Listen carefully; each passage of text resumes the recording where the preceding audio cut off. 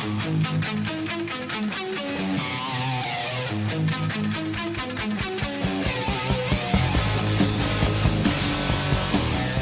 everyone to this week's episode of Unrooted Golf Edition, and my guest for this week's show is none other than freshman golfer on the Menlo College golf team, Fredrik Ingul. Fredrik, thanks so much for joining me on the show. No problem, pleasure to be here. Glad you could stop by. Now, let's get to know you a little bit better. This is your first year here at Menlo, and you come with your twin brother, Christian. How great has it been coming here from Norway with your brother to help get you accustomed to life out here? No, it's a real advantage, when coming into a new place, new team, new country, it can be a little bit scary, but my brother is I would say it's my best friend. We've always been together since we were small, practiced together, gone to school together, so it's been helping a lot. I'm not really surprised you guys are always spending time together, being twins and all. Yeah. You were going to say, continue? Yeah, and when it comes to when you feel lonely or whatever, you always have someone to be with, so that's always nice. Have you struck up a relationship at all with Anders Nemo? Yeah, actually I live right next to him in O'Brien. Oh, okay. Yeah, he's this first door to the left. Okay. So I know him a little bit. Mm-hmm. But I wasn't sure if there were any Norwegians here when we first came, but there's actually two of them. One soccer player and Anders, so I don't really know the soccer guy, but I know William, Anders. right? William Sandvik? No, he's actually a Swede. He's a Swede. But I'm half Swedish, so okay. That doesn't really matter. Okay, so you got enough people in common, Yeah. enough people to hang out with sure. and stuff. That's cool. Mm-hmm. Now, are there many differences between golf here and golf back in Norway? Yes, for sure. So back in Norway, I would say it's a lot easier looking at courses, and you don't really get challenged that much as you do here. So when I came over here, you're playing like at Bayonet and Black Horse, PJ West, Gold Hills, and the conference championship is also at a really good course. It's PJ Tour standard. Yeah. And it's super challenging, and you wouldn't even get near to that in Norway. So it's certainly helping you become, obviously a better golfer, but also kind of making you think a little bit while you're playing, right? Yeah, of course. So let's say I shoot a 75 here. Okay. And they look back at the score in Norway and they're like, 75? Not really that good, But for me, it's not that bad because it's a different level. Yeah. And it would probably be under par on a standard course in Norway. Yeah, so if you're at Norway, let's say that's 75. I don't know, just take a standard course here. 75, what would that be back home? I would say it would probably be like a 70, considering compared to regular courses that I play. Mm-hmm. Yeah. What are some of the differences? What makes it more difficult here in terms of the course layout and? So in Europe, the courses are usually they're super tight. They're usually a little bit shorter than they are in the US. Mm-hmm. But the real difference is when you miss the green, you're in a horrible place if you don't put it on the right side. You won't be able to make up and down. It's either bogey or double, or even worse sometimes. So it's a real tester. You need to focus super hard on your course management. You need to think straight, and that's been really challenging for me. Now, you also need to be able to think pretty straight when you're doing trick shots. Now, in the first episode of this golf season, Coach Givens told me that you are the creator or the executor of a trick shot where you shoot the ball over the head of a teammate standing directly in front of you. Have you ever missed? Oh, yeah. For sure, no. I missed. Oh, no. A couple of times. So we go back to when we were about 11 years old, me and my brother. We'd be back in Norway in the summer at our home club, and we would hit wedge shots, flop shots, because their shot is originally from Phil Mickelson. Mm-hmm. He stands 3 feet from a person, and he does it.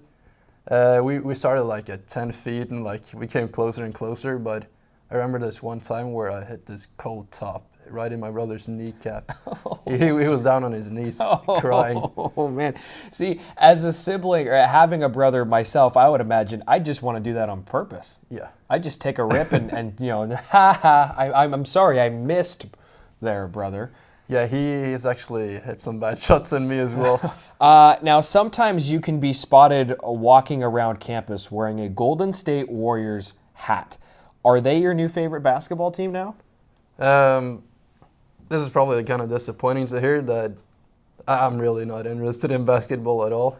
But if I would pick a team, I would say yes. It's my favorite team for sure.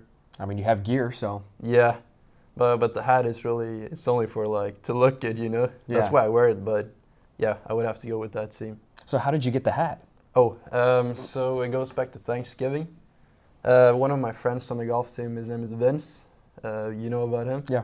Yeah, so we are driving up to a golf course in Oakdale where it is, and he takes his dad's truck, and then the back of the truck I see this white cap. And I was like, that looks good. And he just says, you might as well just take it. And I was like, sure. And that's how I got the cap. Just take the hat. Yeah. Here you go. Happy Thanksgiving, right? Generous guy. Yeah. All right, let's talk a little bit about the team now. Menlo just finished up tournament play at the PGA West golf course you were talking about earlier.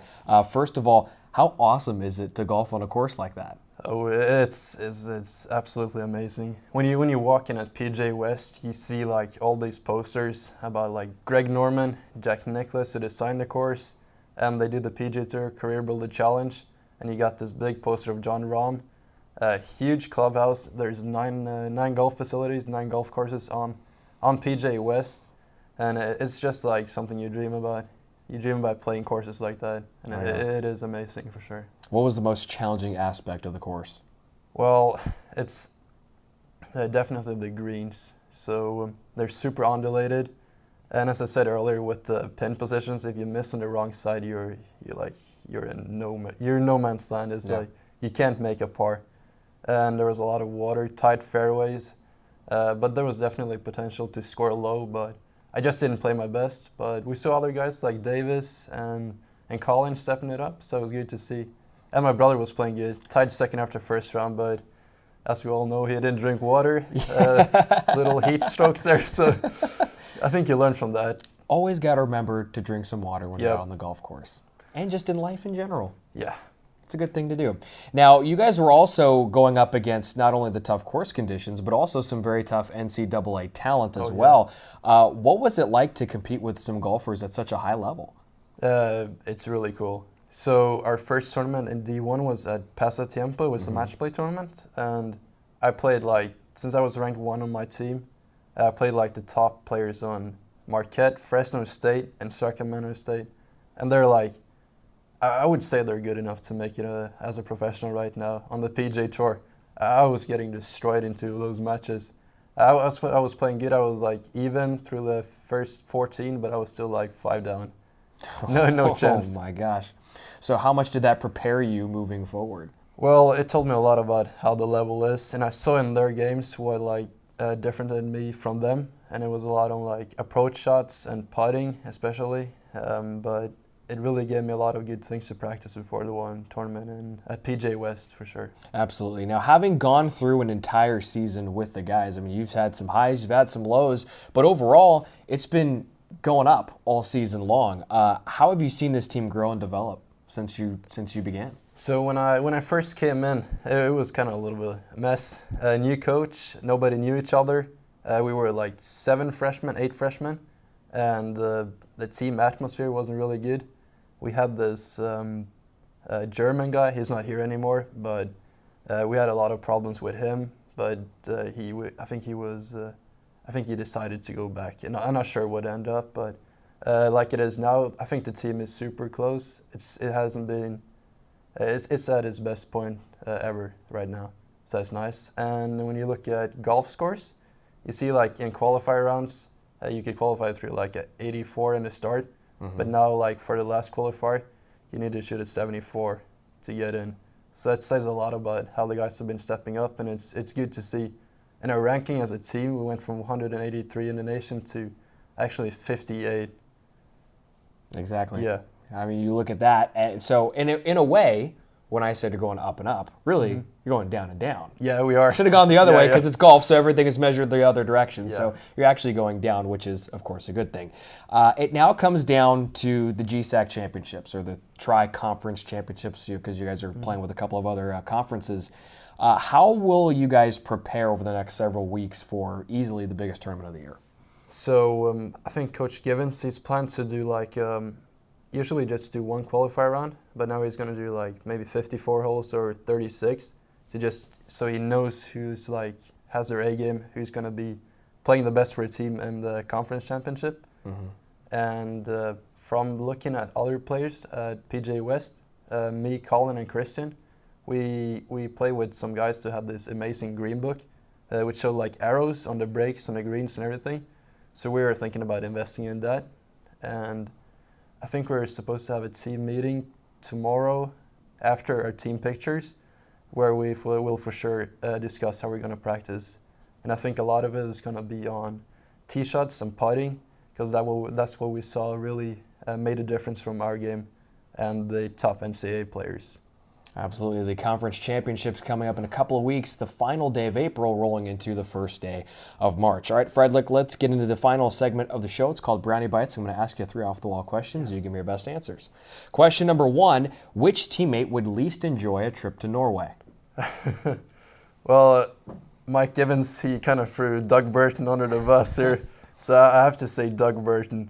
I have to go with how Coach said as well. But the reason for this is that so when I see Doug, for example, in the calf, his diet is basically he'll take 3 hamburgers and a Dr. Pepper or a Pepsi.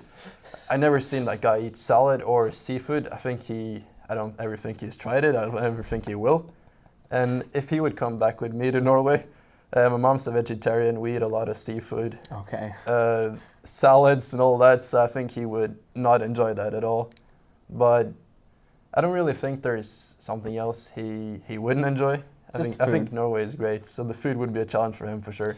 Yeah, that's always the biggest challenge when anyone who's kind of, I don't want to say sheltered, but like who has a very strict routine with what they eat. Yeah. When they go somewhere else, you have to try to branch out to the culture there. And Doug, I've been on that diet before. Let's just say you ain't gonna find it anywhere else. You're not gonna find it in Norway. I promise you that. Still love you, Dougie. Yes, we always love you, Doug. Question number 2: which teammate is the biggest basketball fan? It has to be Vince for sure.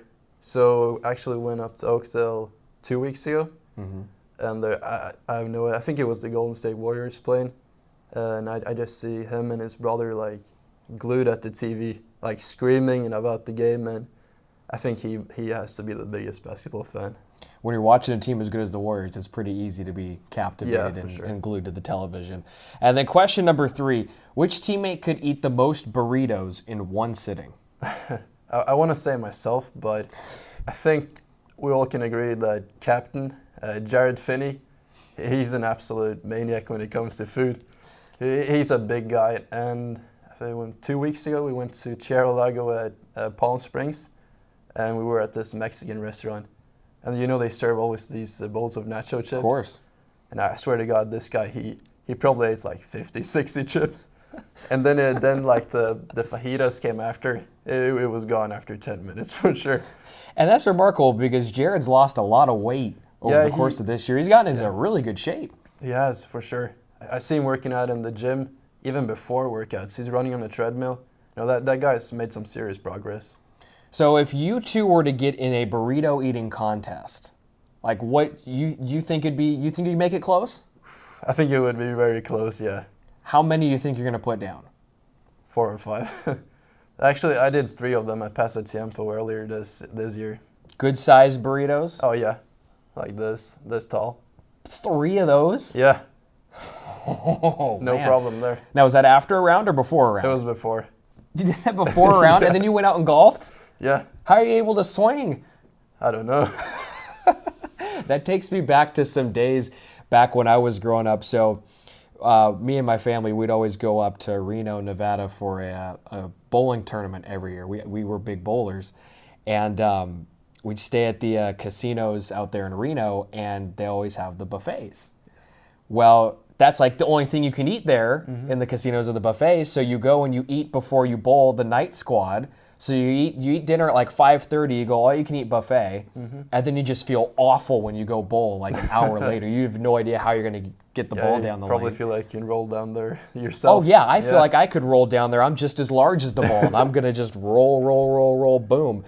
It's not a good feeling. So I give you a lot of credit for doing that. Yeah, no, it's tough to like wind up the backswing with all that food, you know. Oh my gosh, yeah. Like I said, I hated doing that. Fredrik, thanks for joining me on the show. Appreciate it. Yeah, it's been a pleasure. Thanks for having me. You're very welcome, folks. The golf team has a couple of weekends off here until they compete in the conference championships. A couple of different conferences hosting the AII, Red River, and GSAC. The event will be at Wigwam Golf Club in Litchfield Park, Arizona. That is on Monday, the 30th of April, and it will roll all the way into Tuesday, May 1, to determine who goes to the national tournament. We invite you to tune into next week's episode when Fredrik Ingul will select the next interviewee by me, Brian Brownfield, right here on Unrooted Golf Edition. Until then, we'll see you next week. Take care, everyone.